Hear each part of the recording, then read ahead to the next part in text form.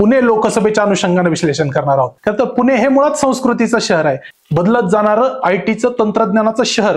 खरं तर पुणे तिथं काय होऊ नये, तर या पुण्याचं नेतृत्व हे विठ्ठलराव गाडगिळांसारख्या लोकांनी केलं. सबसे बडा खिलाडी सुरेशभाई कलमाडी, विठ्ठल तुपे यांनी, अनिल शिरोळे, गिरीश बापटांनी सुद्धा 2019 मध्ये केलं.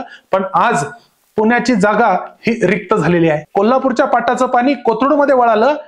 हे दोन मतदारसंघ 2009 ला तयार झालेले, 3 आमदारांना घेऊन 2024 पर्यंत पोहोचले. मित्र हो, हा पुण्याचा लोकसभा मतदारसंघ एकेकाळी काँग्रेसचा लोकसभा मतदारसंघ मानला जात होता, परंतु तो आज बीजेपीचा कोर मतदारसंघ मानला जातो. ज्या पद्धतीनं काँग्रेसला आतापर्यंत भरभरून पुण्यानं दिलं, त्या पट्टीत काँग्रेसनं पुण्याला काहीच नाही दिलं. जवळपास 12 लाख ते 13 लाखाच्या घरात असणार आहे. यापेक्षा जास्त मतदान हे पुणे लोकसभेसाठी होत नाही. विद्यमान खासदार हयात नसल्यामुळं या लोकसभेमध्ये पोटनिवडणूक झालेली नाही. 6 विधानसभेचे मतदारसंघ येतात.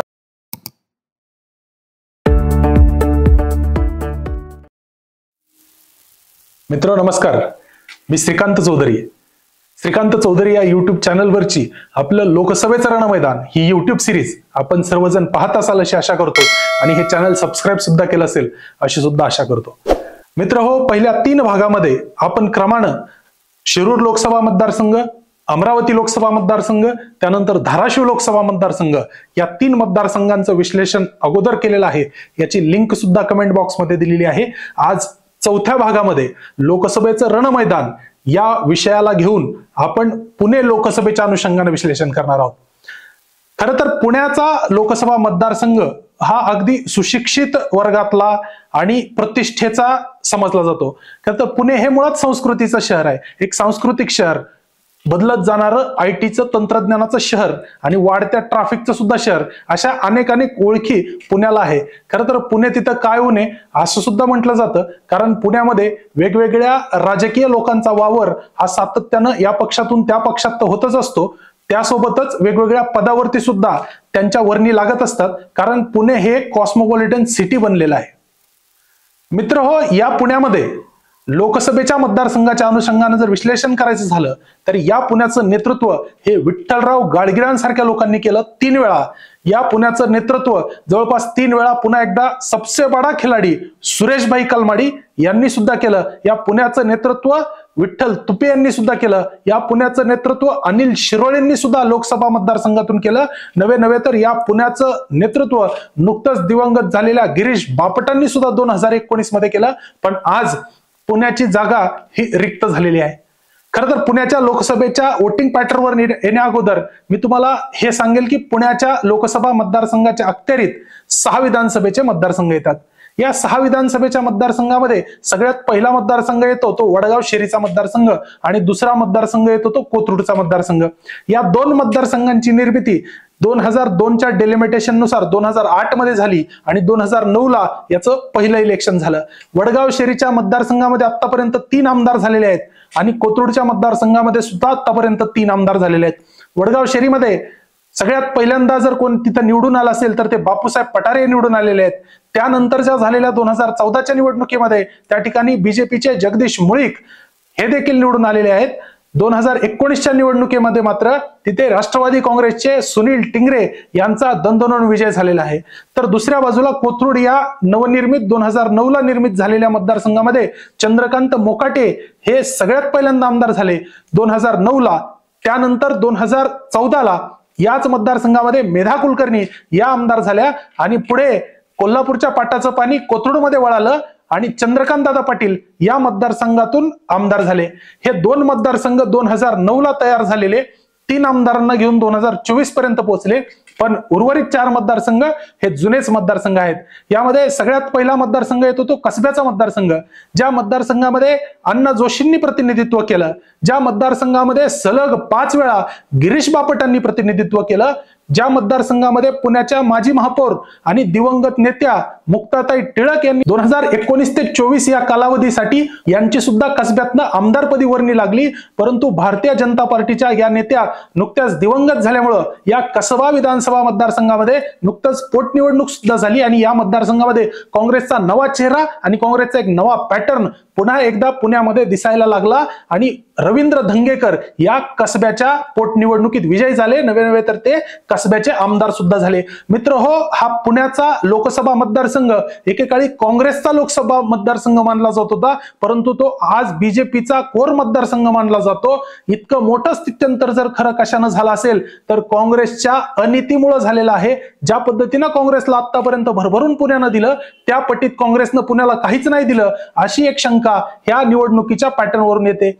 3 मतदारसंघांचं विश्लेषण या ठिकाणी आतापर्यंत आपण केलं, ज्यामध्ये वडगाव शेरी, कोथरूड आणि कसब्याचा विधानसभा मतदारसंघ आहे. चौथ्या मतदारसंघाकडे मी वळतो. तो चौथा मतदारसंघ शिवाजीनगरचा मतदारसंघ आहे. या शिवाजीनगरच्या मतदारसंघामध्ये अनेक दिग्गजांनी निवडणुका लढवल्या आणि अनेक दिग्गज पराभूत सुद्धा झाले.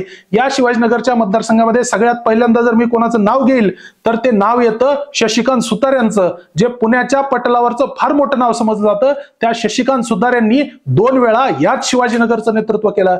खरं तर 2 वेळा याच शिवाजीनगरमधनं अण्णा जोशींनी सुद्धा नेतृत्व केलं. या पलीकडे जाऊन सांगायचं झालं तर 3 वेळा जे सनी निमन आहेत त्यांचे वडील विनायक निमन यांनी सुद्धा 3 वेळा या मतदारसंघाचं प्रतिनिधित्व केलं. तर त्यानंतर 2019 ते आज तागायत भारतीय जनता पार्टीचे सिद्धार्थ शिरोळे या मतदारसंघाचं प्रतिनिधित्व आज करत आहेत. असे 4 मतदारसंघ संपल्यानंतर मी पुणे कॅन्टोन्मेंटच्या मतदारसंघामध्ये येतो. पुणे कॅन्टोन्मेंटचा मतदारसंघ हा या 6 मतदारसंघातला एकच अनुसूचित जातीसाठी राखीव असणारा मतदारसंघ आहे. ज्या मतदारसंघामध्ये रमेश बागवेंनी प्रतिनिधित्व केलेलं आहे, ज्या मतदारसंघामध्ये दिलीप कांबळेंनी प्रतिनिधित्व केलेलं आहे, ज्या मतदारसंघामध्ये आज सुनील कांबळे प्रतिनिधित्व करत आहेत, अशा अनेक लोकांनी त्या सुद्धा कॅन्टोन्मेंट मतदारसंघामध्ये प्रतिनिधित्व केलं. पण जेव्हा हा कॅन्टोन्मेंट मतदारसंघ अनुसूचित जातीसाठी राखीव व्हायचा होता, त्या अगोदर आजचे चेतन तुपे जे हडपसरचे आमदार आहेत, त्यांचे वडील विठ्ठल तुपे यांनी सलग 3 वेळा आमदार म्हणून या कॅन्टोन्मेंटचं प्रतिनिधित्व केलेलं आहे. सगळ्यात शेवटचा मतदारसंघ जो येतो तो पर्वतीचा मतदारसंघ आहे. या पर्वतीच्या मतदारसंघामध्ये 2009 ला हा मतदारसंघ राखीव झाला, पण त्यापूर्वी सुद्धा या मतदारसंघामध्ये जे आज कॅन्टोन्मेंट मधून आपलं भविष्य आजमावत आहेत ती लोक याच पर्वतीच्या मतदारसंघामध्ये अगोदर होती. त्याचं उदाहरण सांगायचं झालं तर 2004 ला रमेश बागवे हे याच मतदारसंघामध्ये पर्वतीमधून आमदार होते. त्यानंतर 2009 पासून आज तागायत सलग 3 टर्म या मतदारसंघामधून माधुरीताई मिसाळ या भारतीय जनता पार्टीच्या उमेदवार आज विधानसभेमध्ये या मतदारसंघाचं प्रतिनिधित्व करत आहेत. असा एकंदरीत या 6 विधानसभेचा हा लोकसभेचा मतदारसंघ बनलेला आहे आणि यामध्ये जवळजवळ 22 लाखाच्या आसपास वोटिंग पॅटर्न या ठिकाणी असणार आहे. एकूण 22 लाखाचं मतदान जरी असलं तरी पुण्याच्या मतांची आकडेवारी ही सरासरी 50% पुढे शक्यतो जाताना आजपर्यंत दिसत नाही. त्यामुळे सेफॉलॉजीनुसार सांगायचं झालं तर 22 लाख ते 23 लाखाच्या पटीमध्ये हे मतदान जवळपास 12 लाख ते 13 लाखाच्या घरात असणार आहे. यापेक्षा जास्त मतदान हे पुणे लोकसभेसाठी होत नाही. आजपर्यंतचा तो रेकॉर्ड आहे. त्यामुळे जर 13 लाख मतदान आपण धरलं तर या गृहीतकानुसार या मतदारसंघामध्ये 6-6.5 लाखाच्या आसपास जर मतदान मिळालं तर तो उमेदवार विजयी होतो.